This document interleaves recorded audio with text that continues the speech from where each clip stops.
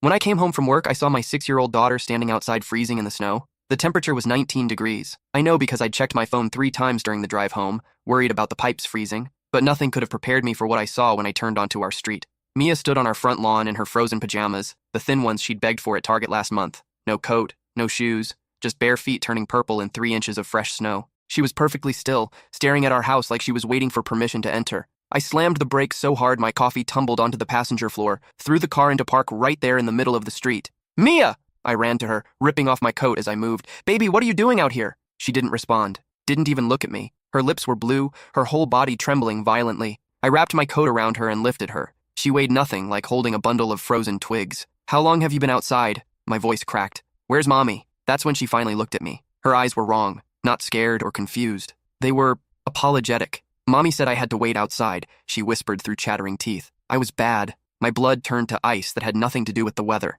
Grace and I had been having problems, sure. The separation talks, the custody arguments. But she wouldn't. I carried Mia toward the house, her small body shaking against mine. The front door was locked. My key turned, but the deadbolt was engaged from inside, the one that could only be locked from within. "Grace!" I pounded on the door. "Open up! What the hell is going on?" Silence. Through the frosted window, I could see movement. Someone walking casually through our living room. Not rushing, not concerned, just walking. "Daddy," Mia whimpered into my shoulder. "She's with the other man." What other man? But even as I asked, I saw him. A shadow passing by the window. Broad shoulders, definitely male. In my house, while my daughter froze outside. I set Mia down on the covered porch and tried calling Grace. It rang 4 times before going to voicemail. I could hear her ringtone through the door. She was right there, 10 feet away, choosing not to answer. That's when I noticed Mia's hands. Angry red marks around both wrists. Rope burns. "Mia, show me your wrists." She pulled back, ashamed. I tried to come inside when it got dark, but the rope was too tight. "Rope? What rope?" She pointed to the maple tree in our front yard. A frayed piece of clothesline dangled from the lowest branch, cut clean through. My hands started shaking, and not from the cold. I pulled out my phone to call 911, but Mia grabbed my arm. "Don't!" she pleaded. She said if I told anyone, she'd send me away forever, to the place where bad kids go. The front door suddenly opened. Grace stood there in her silk robe, hair perfectly styled, makeup fresh. Behind her, I glimpsed a man I didn't recognize buttoning his shirt. "Oh, you're home early," she said, voice eerily calm. She looked at Mia with cold eyes. "I told you to wait by the tree." "Grace, what did you do?" I stepped protectively in front of our daughter. She smiled. Not her warm smile that I'd fallen in love with 8 years ago, but something else, something I'd never seen before. "I'm teaching her consequences." She interrupted Mommy's special time. Again, by tying her to a tree? In the snow? She could have died. Grace laughed. Actually laughed. "Don't be dramatic, I only tied her up for an hour." "Mommy," Mia spoke up behind me. "You left after lunch." The sun was still up. I checked my phone. 6:47 p.m. Sunset was at 4:23 p.m. today. That meant she'd been outside for over 4 hours. In 19-degree weather, tied to a tree. The man behind Grace cleared his throat. "Maybe I should go." "No, stay." Grace touched his arm. "My ex was just leaving. Weren't you, David?" "Ex?" "We weren't divorced. We weren't even legally separated yet." That's when I noticed something that made my stomach drop completely. Grace's left hand, where her wedding ring should have been, now bore a different ring. A massive diamond. An engagement ring. But that wasn't the worst part. The worst part was the document on the hall table behind her. Legal papers with a header I could read even from here. Termination of parental rights. My name was already signed at the bottom, but I'd never seen those papers before in my life. "That's not my signature," I said, my voice deadly quiet. Grace's smile widened. "Of course it is. You signed it last Tuesday. Remember? When you were drunk?" She turned to the man behind her. "He has such a problem with alcohol. That's why I'm seeking full custody. I hadn't had a drink in 3 years. Not since Mia was 3, and I'd promised her I'd be the dad she deserved." Grace knew this. She'd been there through every AA meeting, every anniversary chip. "I need to get Mia inside," I said. "She needs medical attention." "She's fine," Grace waved dismissively. "Kids are resilient." I pushed past her, carrying Mia into what used to be our home. The man, tall, probably mid-40s, expensive suit, stepped aside. He had the decency to look uncomfortable. Our living room had been transformed. Grace's law books were gone, replaced with medical texts. The family photos had been removed from the mantel. In their place sat a single framed picture. Grace and this stranger at what looked like a tropical resort. "Mia, let's get you in a warm bath." I headed for the stairs. "Actually," Grace's voice was sharp, "visiting hours are over." "Visiting hours?" I turned slowly. "This is my house. She's my daughter. Not according to the emergency custody order." She pulled another document from her robe pocket. "Filed this morning. You've been deemed an unfit parent due to your alcoholism, your erratic behavior, and the domestic violence incident." "What domestic violence incident?" She touched her cheek, where I now noticed carefully applied makeup that almost, but not quite, concealed nothing. It was stage makeup, the kind designed to look like bruising from a distance. You don't remember hitting me last night? Right in front of Mia? I wasn't even here last night. I was at my brother's house until 11, then stayed at the motel off Highway 9. You changed the locks, remember? 3 days ago? The man finally spoke. Grace, maybe we should... This is Dr. Bradley Thornton, Grace interrupted. My psychiatrist. He's been treating me for the trauma you've inflicted. He can testify to everything. Psychiatrist. The ethics violations alone should have ended his career. But the way he stood so close to her, the way his hand rested on her lower back, this had been going on for a while. Mia started coughing, harsh, barking coughs that shook her whole body. When she pulled her hand away from her mouth, there were spots of blood. She needs a hospital, I said. Stop being so dramatic. Grace rolled her eyes. Brad, tell him she's fine. Brad, Dr. Thornton, barely glanced at Mia. Children are surprisingly adaptable to temperature changes. You haven't even examined her. I don't need to. Grace has been keeping me informed of the behavioral issues. Sometimes natural consequences are the best teacher. Behavioral issues. My sweet, quiet daughter who still apologized to her stuffed animals when she accidentally dropped them. What behavioral issues? I asked, though I was already pulling out my phone. The lying, Grace said. The stealing. The violence toward other children. That's not true. Mia's voice was raspy. I never... See? Grace pointed at her. She's doing it right now. Lying. I dialed 911. You call them, Grace said calmly, and I'll tell them you violated the protection order, that you broke in here threatening us. Brad will confirm everything, the operator answered. 911, what's your emergency? I looked at my daughter, frostbitten, coughing blood, rope burns on her wrists, then at my wife and her psychiatrist lover, standing there with their fabricated papers and false accusations. I need police and an ambulance at 482 Maple Street. My 6-year-old daughter has been tied outside in freezing weather for multiple hours. She's showing signs of hypothermia and possible frostbite. Grace's face went white. You bastard! While I gave details to the operator, she and Brad had a furious whispered conversation. I heard fragments, told you this would happen, and handle it like we discussed, and everything's in place. The ambulance arrived in 8 minutes. The EMTs took one look at Mia and immediately began treatment. Her core temperature was 92 degrees, moderate hypothermia. The rope burns were infected,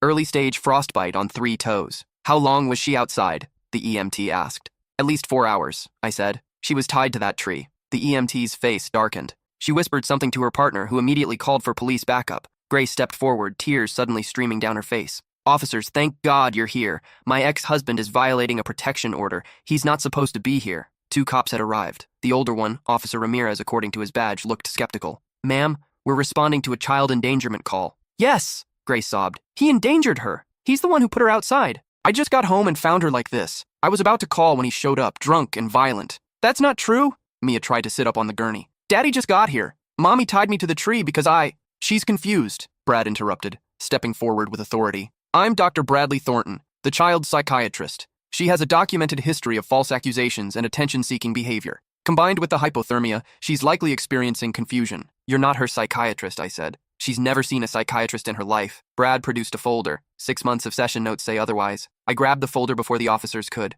Inside were detailed psychiatric evaluations of Mia, descriptions of violent outbursts I'd never witnessed, medications prescribed that she'd never taken, all dated, all with Brad's official letterhead and signature, all complete fabrications. These are forged, I said. Check with her pediatrician, Dr. Patel, at Children's Medical. She's never been referred to any psychiatrist. The father is in denial, Brad said smoothly. It's common in cases of abuse. Officer Ramirez looked between us. Sir, I'm going to need to see some identification. As I reached for my wallet, Grace played her next card. He has a gun. Everyone froze. That's a lie, I said, keeping my hands visible. I don't own a gun. Never have. Check his car, Grace insisted. He keeps it under the driver's seat. The younger officer headed to my car while Ramirez watched me carefully. Within minutes, he returned holding a Glock 19, a gun I'd never seen before. That's not mine, I said, my voice hollow. Someone planted that. Sir, I'm going to need you to turn around and place your hands behind your back. Wait, please. Test Mia's wrists for rope fibers. Check the tree. Look at the doorbell camera. It'll show how long she was outside. We don't have a doorbell camera, Grace said quickly. He broke it last week in one of his rages. I looked up. The mount where our Ring doorbell had been was empty. Fresh scratch marks on the siding showed it had been recently removed. As Ramirez cuffed me, the EMT spoke up. Officer, this child needs immediate transport. The rope burns show she was restrained for an extended period. The pattern suggests she struggled significantly. The father did it, Grace insisted, before I got home. Ma'am, the EMT's voice was cold. The frostbite progression and core temperature indicate she was outside for a minimum of 3 hours. When did you arrive home? Grace hesitated just a second too long. About an hour ago? Then you left an injured, hypothermic child outside for an hour without calling for help? I was scared. He was threatening us. The EMT made a note on her tablet. I'm mandating transport and police involvement. This child is in immediate danger. They loaded Mia into the ambulance. She reached for me, crying, Daddy, don't let them take me. I'll fix this, baby, I called out as they pushed me toward the police car. I promise. The ride to the station was surreal. 20 minutes ago, I'd been worried about frozen pipes. Now I was under arrest, my daughter was hospitalized, and my wife had orchestrated an elaborate frame-up with her psychiatrist lover. At the station, they put me in an interrogation room. The gun, they informed me, was registered to my name, purchased 2 weeks ago from a gun shop where surveillance footage clearly showed me filling out the paperwork, except I'd been in Denver 2 weeks ago for a work conference. I had plane tickets, hotel receipts, attendance records from presentations. When I told them this, they pulled the footage. It was grainy but clear enough. A man my height, my build, wearing a baseball cap and sunglasses. He kept his face turned from the cameras, but his gait, his posture, it was uncanny. Even I might have believed it was me if I didn't know better. I need a lawyer, I said. While waiting, I thought about the past few months. Grace's behavior had been changing gradually, so slowly I'd almost missed it. Working late, new passwords on her devices, a sudden interest in my life insurance policy, the fights that came out of nowhere, always when Mia was within earshot. She'd been building this case against me piece by piece. My lawyer arrived. Tom Morrison, an old friend from college. He took one look at the evidence and whistled low. David, this is sophisticated. The gun purchase, the psychiatric records, the protection order. Someone put serious thought into this. It's Grace. And that psychiatrist, Brad Thornton. Tom pulled out his laptop. Let's see what we can find about Dr. Thornton. Within minutes, we had our first break. Brad Thornton had been Grace's psychiatrist. Not Mia's, but Grace's. She'd been seeing him for marriage counseling, solo sessions that I'd encouraged, thinking it would help our relationship. David, Tom said slowly, when did Grace increase your life insurance? 3 months ago. Said it was for Mia's college fund. How much? $2 million. Tom's face went pale. And if you're convicted of child endangerment and domestic violence? I saw where he was going. She gets everything. The house, the savings, the insurance, and full custody of Mia. We need to get to the hospital, Tom said. Now. The police released me on bail with conditions. I couldn't go within 500 feet of Grace or the house. But nothing prevented me from seeing Mia at the hospital. She was in pediatric intensive care, hooked to warming blankets and IVs. The frostbite was worse than initially thought. She might lose her left pinky toe. A nurse was documenting her injuries, photographing every mark. Daddy? Her voice was tiny. Am I in trouble? No, sweetheart, never. Can you tell me what happened today? All of it? She looked around nervously. Is Mommy here? No, it's just us and my friend Tom. He's here to help. The story came out in pieces. Grace had been leaving her alone for hours, sometimes all day, while she went to appointments. Brad had been coming to the house for weeks. They thought Mia didn't understand what she was seeing, but she did. Mommy told me I was sick, Mia said. That my brain was broken, and that's why I thought bad things about her and Brad. What kind of bad things? That they were doing grown-up things, that they were planning something. I heard them talking about money and papers and making you go away. Tom was recording everything with the nurse's permission. Tell me about today, I said gently. Mommy said we were going to play a game, that I had to stay outside for a little while, and when Daddy came home, I should tell him I'd been bad, but I got cold and tried to come in. That's when she tied me to the tree. Did she say why? Mia nodded. She said if I didn't play the game right, I'd never see you again. That Brad would be my new daddy and I'd have to take medicine that would make me forget you. The nurse made a sound of disgust. She'd been listening while pretending to check monitors. There's more, the nurse said quietly. The blood work shows traces of antipsychotics in her system. Low doses, but consistent with regular administration over several weeks. They'd been drugging my daughter, to make her seem disturbed, to support their false psychiatric records. Tom stepped out to make calls. Within an hour, we had an emergency custody hearing scheduled for the next morning. CPS was involved now. Their investigation launched based on the hospital's report. That night, I stayed in Mia's hospital room, sleeping in the chair beside her bed. Every time she stirred, I was there, making sure she knew she was safe. At 3 a.m., my phone buzzed. A text from an unknown number. Drop the custody fight or the next accident will be real. Attached was a photo of Mia's hospital room, taken from outside the window. We were on the 4th floor. I called hospital security immediately. They found no one, but increased patrols. Tom advised me to forward everything to the police. The custody hearing the next morning was a battle. Grace showed up with Brad and a team of lawyers. She wore a conservative suit, her makeup subtle except for the artfully applied bruising on her cheek. She cried on the stand, describing my alcoholism and violent rages. Brad testified about Mia's psychiatric condition and how I refused to accept her need for treatment. They had documents, dates, a carefully constructed narrative, but we had something better, the truth. Dr. Patel testified that Mia had never been referred to psychiatric care. The hospital presented the blood work showing she'd been drugged without medical authorization. The EMT described the severity of Mia's injuries and the timeline that proved Grace had left her outside. Then came our surprise witness. Grace's assistant, Rebecca, had reached out to Tom after seeing the news. She'd been uncomfortable for months with things she'd overheard and documented. She had recordings from Grace's office, conversations between Grace and Brad planning the entire scheme. Play the recording, the judge ordered. Grace's voice filled the courtroom. The gun purchase is set for next week. Make sure he's in Denver. Brad, you'll need to get the psychiatric forms backdated. How long before the hypothermia becomes dangerous but not fatal? Brad's response, 3 to 4 hours in those temperatures. We need it to look serious but recoverable. The trauma will make her testimony unreliable. And if she doesn't recover? Grace asked. Then it's negligent homicide. He goes to prison, you get everything, and we start fresh in Costa Rica. The courtroom went silent. The judge turned to Grace, his face dark with anger. Mrs. Patterson, you're under arrest for conspiracy, child endangerment, attempted murder, fraud, and falsifying medical records. Dr. Thornton, you're under arrest for the same, plus gross medical malpractice. As they cuffed Grace, she looked at me with those cold eyes. You were supposed to be at work until 7. I left early, I said, to surprise Mia with hot chocolate and a movie. A simple deviation from routine had saved my daughter's life. The investigation that followed revealed the depth of their plan. Brad had been manipulating Grace for months, using their sessions to plant ideas about my dangerous behavior. He'd helped her forge documents, create false evidence, even coached her on how to act as the victim. The gun shop footage was Brad.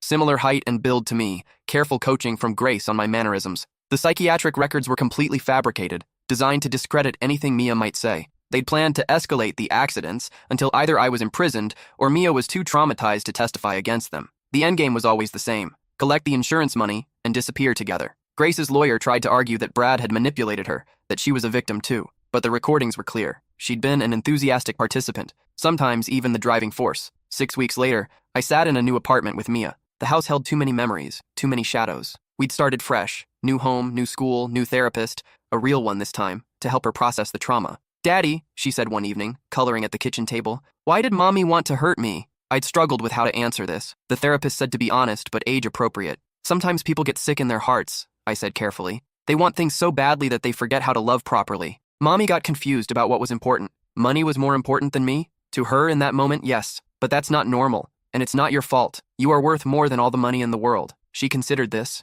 adding purple to her drawing of a butterfly. "Will she come back?" "No, sweetheart. She's going to be away for a very long time." Grace got 25 years with no possibility of parole for 15. Brad got 30. The psychiatric angle added additional charges. They tried to flip on each other once the relationship soured in county jail, each claiming the other was the mastermind. The recordings made it clear they were equally guilty. During the trial, more came out. Grace had been planning this for over a year. She'd researched similar cases, studied what worked and what didn't. She'd chosen Brad specifically because of complaints against him that had been covered up. She knew he'd be vulnerable to her influence. The most chilling discovery was a folder on her computer titled Contingencies, different scenarios for how to eliminate me from the picture, each more elaborate than the last. Mia being tied outside wasn't even the worst one. There was a plan involving a camping trip and a tragic accident, a plan involving food poisoning that would look like negligence, a plan involving a house fire where I would be too drunk to save Mia. Each plan carefully detailed, with Brad's medical knowledge ensuring plausibility. The prosecutor said it was one of the most elaborate, premeditated schemes she'd ever seen. The only reason it failed was my early arrival and Mia's survival instinct to keep fighting against the cold. That and a neighbor's testimony we hadn't known about. Mrs. Chen from across the street had been watching through her window, concerned about the child outside. She'd been about to call the police herself when I arrived. Her testimony corroborated the timeline and destroyed Grace's claim that I'd put Mia outside. Mia recovered physically, though she still has a scar on her ankle where the rope cut deepest. The psychological healing took longer. For months, she'd panic if I was even 5 minutes late. She'd check locks obsessively, terrified someone would take her away. But children are resilient. With therapy, love, and consistency, she began to trust again. She made friends at her new school. She laughed at cartoons. She stopped asking if Mommy was coming back. A year later, we were at the park. Mia was on the swings, pumping her legs and laughing. Another mother sat beside me on the bench. "She's beautiful," the woman said. "That laugh could light up the world." "Yeah," I agreed. "She's pretty amazing." "Must get it from her mom," the woman said conversationally. I used to freeze at comments like that. Now I just smiled. "She gets it from being herself." Mia jumped off the swing and ran over, grabbing my hand. "Dad, can we get ice cream?" "Sure, kiddo." As we walked away, she said quietly, "That lady was wrong.